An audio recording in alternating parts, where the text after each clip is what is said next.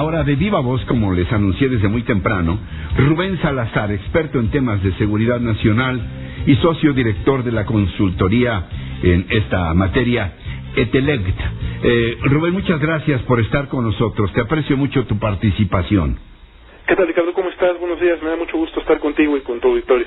Tenemos ya una clara dimensión, Rubén, de el tamaño que ha alcanzado en cuanto a cifras y en cuanto a significación esta problemática del robo de gasolina en México, que por una parte sabemos ha alcanzado ya niveles de delincuencia organizada. Dice el secretario de Hacienda que hablamos de 20,000 millones de pesos, del tamaño del negocio, pues, y que ha generado lo que yo llamaba territorios comanches, lo mismo en Puebla que en Guanajuato, en Hidalgo o en Tamaulipas, en estas zonas donde más robo de combustibles hay. Te escuchamos.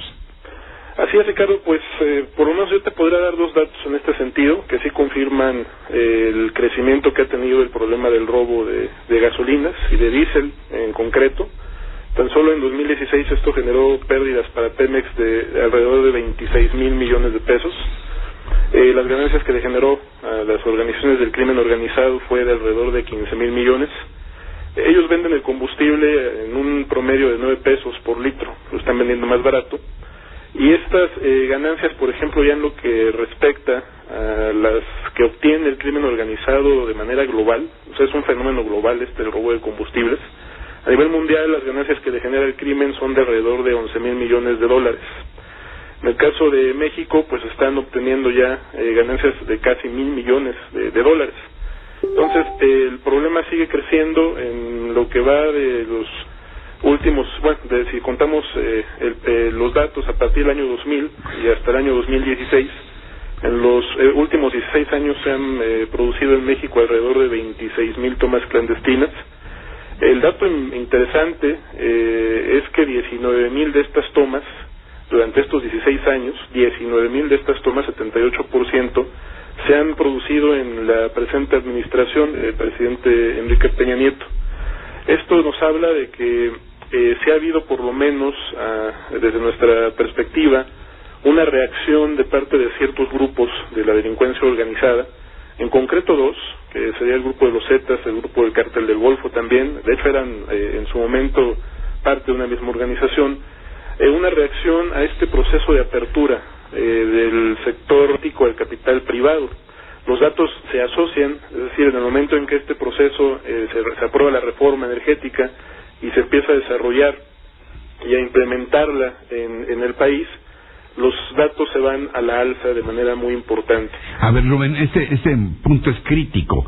¿Por qué? Porque consideran que hay que apresurarse por si después va a haber más supervisión, o estamos hablando de un fenómeno de corrupción al interior de Pemex que les hace saber los planos, las rutas de los ductos. ¿No? Así es. Sí, a ver. Mira, históricamente los combustibles, en concreto las gasolinas y el diésel, han sido un recurso estratégico para estos grupos de la delincuencia, tanto para poder surtir a todos sus vehículos, aeronaves, para transportar estupefacientes, sobre todo en esta zona, tanto en la zona del Golfo de México como en la zona del Pacífico. También es empleada como un precursor para cocinar, por ejemplo, cocaína o diversas drogas sintéticas. Se emplea gasolina para generar estos estupefacientes. Y por supuesto un negocio local, es decir, el negocio petrolero siempre ha beneficiado históricamente a grupos locales, sobre todo en municipios petroleros, no solamente el crimen organizado, estamos hablando también del sindicato de Pemex, las propias presidencias municipales, las agencias de seguridad, sobre todo del ámbito local. Y esta situación, por supuesto, que al momento en que se permite la participación privada, no solamente en lo que es la producción petrolera, sino también en estos procesos de logística que tienen que ver con la importación de gasolinas, su transportación por ductos o por pipas, el almacenamiento, por supuesto que ha generado una serie de cuestiones que ponen en riesgo, por ejemplo, el control que han tenido históricamente toda esta red de grupos, este ecosistema que se ha generado en municipios petroleros, y que por lo menos en cuanto a la estadística se está observando esta situación. En relación Otro dato muy importante que tenemos que tomar en cuenta es, por ejemplo, que las ganancias que está obteniendo el crimen, estos 15,000 millones de pesos al año, con datos de 2016, equivalen a una tercera parte de la utilidad que obtiene el sector gasolinero formal durante el mismo año, que fueron alrededor de 70,000 millones de pesos. Las gasolineras formales obtienen una utilidad de $1 por cada litro que venden, mientras este nuevo competidor, que está conformado por diversas células criminales, está obteniendo una utilidad prácticamente total, es decir, no tiene costos de operación, roban el insumo, roban también vehículos para almacenarlo, para transportarlo, lo cual está generando ya desequilibrios importantes en el mercado gasolinero, en el sector gasolinero, incluyendo el cierre de algunas estaciones en el norte del país. Rubén, yo había escuchado ya de tu expertise y tu prestigio, pero no deja de sorprenderme la claridad con que tienes este diagnóstico. ¿Tú tienes la impresión de que el gobierno sabe lo que está pasando, así como lo planteas tú? Sí, por supuesto, porque mira, si tomamos en cuenta lo que representa el robo que se realiza a diario a petróleos mexicanos, que son alrededor de 24,000 barriles, tanto de gasolina como diésel, por día, si tú comparas este dato en relación a ver, Rubén, mira, ¿sabes qué? Me avisan que viene el corte implacable programado por la computadora. Prefiero, en lugar de dejar esta respuesta a la mitad, te voy a pedir que nos aguantes 2 minutos y retomamos esta pregunta. ¿Sí, por favor? Por supuesto. Sí, continuamos. Estoy hablando con Rubén Salazar, experto en temas de seguridad nacional, sobre todo este fenómeno de los huachicoleros, y le comentaba que realmente me sorprende la claridad de su diagnóstico, y yo te preguntaba también si tú sientes que el gobierno tiene igualmente de clara la situación, Rubén. Sí, por supuesto. Mira, estas pérdidas diarias que te comentaba, que es lo que está perdiendo Pemex por el robo de combustibles, apenas equivale al 2% del inventario total que se está vendiendo a diario. El actor dominante del mercado sigue siendo el Estado mexicano. A diario se comercializan más de 830,000 barriles de gasolinas y otros 370,000 barriles de diésel. Y de todo eso, lo que se está robando el crimen organizado es un 2%. Digamos que todo para el Estado mexicano sigue siendo marginal las pérdidas. Y lo que estamos observando es que la estrategia que ha seguido desde que este problema empezó a crecer es que están trasladando todas estas pérdidas finalmente al precio final. O sea, lo estamos pagando todos los consumidores. Y de esta manera, pues las pérdidas pues no representan todavía una situación de alerta para el gobierno como para poder motivar una acción mucho más contundente en contra de las organizaciones que se dedican, en este caso concreto, al robo de combustibles en diversas modalidades. No solo se da lo que es la perforación ilegal de los ductos, también se están robando combustible directamente en las refinerías, en las propias terminales de abastecimiento y reparto, y también se están robando pipas. Entonces, por eso es que nosotros preferimos compararlo, ya lo que gana el crimen organizado, con el margen de utilidad, porque ahí sí es en donde está generando un duro golpe y un duro desequilibrio en el mercado, sobre todo para el sector gasolinero formal, ¿no? Ahora, Rubén, una pregunta que a lo mejor te parece muy tonta, pero que me siento obligado a hacer. Yo sé que pasa un ducto 1,5 metros, no sé, 1 metro debajo de la tierra. Sí. Es tan sencillo, llego con un birbiquí o con un picayelo y le pico ahí, le pongo una manguera y ya saco todo el combustible que quiero. ¿Es tan sencillo como eso? No, pues mira, lo primero que necesitan es tener la información, aquí sí, directamente de Pemex, o sea, información que es proporcionada por trabajadores de la empresa, para saber en qué momento está transportando combustible los poliductos, los oleoductos o los gasoductos que están siendo vulnerados. No solamente esto, incluyendo también información, por ejemplo, en qué momento las pipas están yendo a surtir a las terminales a las estaciones de servicio, perdón. O sea, toda esta información la provee personal de la empresa.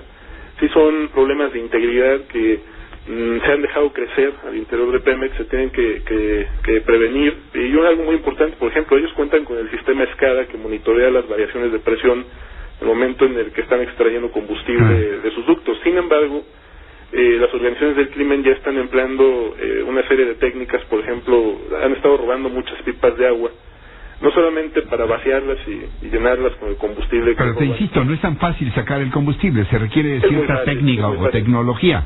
La pregunta es si están metidos, parece ahora muy cándida mi pregunta, ¿qué tan metidos o cuántos empleados de Pemex están metidos en esto, en la ordeña?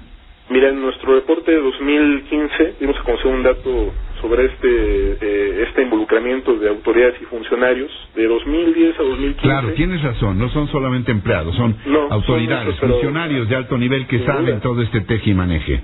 Pero ahí dimos, por ejemplo, contamos 101 casos de funcionarios y autoridades involucradas, y por lo menos 70 eran trabajadores de Petróleos Mexicanos, detenidos por estar involucrados en esta actividad delictiva, ¿no? No sé si por ahora tienes tú algunas conclusiones que señalar, porque esta percepción, por lo menos para mí, está creciendo, de que no se trata de hechos aislados, desesperados, de gente que ha encontrado por ahí un modus vivendi. Estamos hablando ya de toda una organización, recordando aquel celebérrimo juez Falcone, que definía que cualquier crimen organizado implica necesariamente una complicidad oficial. Claro. Estamos hablando ya de una red que involucra a funcionarios y a empleados de Pemex, a gente del crimen organizado y, por cierto, a comunidades de muy bajo perfil de ingresos, de zonas muy pobres del país, a las que se está utilizando para este crimen o para estos delitos, igual que se les utiliza para sembrar marihuana y amapola, ahora para la extracción en los ductos de Pemex. ¿Rubén? Así es. Sí, mira, quizá lo más grave, desde hace 2 años alertamos que 2 de estas organizaciones delictivas, que los 2 cárteles, estaban empezando a propagar una narrativa en muchas de estas comunidades, en el estado de Puebla y Veracruz, consistente en diseminar la idea de que el petróleo era propiedad del pueblo y de la nación. Esto lo hicieron para encontrar apoyo social, para legitimar la actividad y también para... Si los ductos pasan por nuestras tierras, pues son también propiedad de nosotros, ¿no? Así es, y se involucró a la gente, ¿no? Se involucró a la gente, y ahora los mismos cárteles están combatiendo estas bandas de huachicoleros, que son las que surgen en Puebla porque se les salieron de control. O sea, ahora ya son muchas pequeñas bandas compuestas por poblaciones locales que están ya participando en este delito por la alta rentabilidad que genera, los ingresos que les está generando, a los cuales nunca habían accedido. Les permitieron probar el pastel y ahora no lo quieren dejar, y estamos viendo las situaciones que ocurrieron en Puebla relacionadas con esta aparición, ¿no?, de grupos y de células compuestas por la población local, que son mucho más difíciles de combatir, ¿no? Rubén, no sé si hay algo más por ahora que quieras puntualizar, a reserva de que te ruego que estemos en contacto para darle seguimiento a todo este asunto.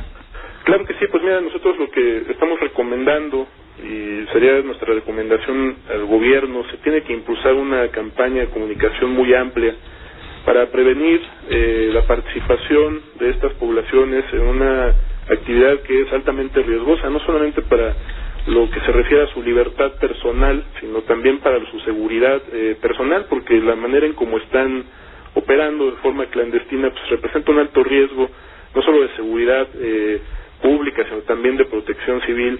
Y por el otro lado también una campaña de prevención para evitar que siga creciendo el mercado negro de combustibles, evitar que la gente siga consumiendo estas gasolinas que ya están siendo también adulteradas por estas organizaciones que buscan tener un mayor volumen de inventario, y evitarlo también en el sector transportista, que es la principal clientela de este combustible robado, ¿no?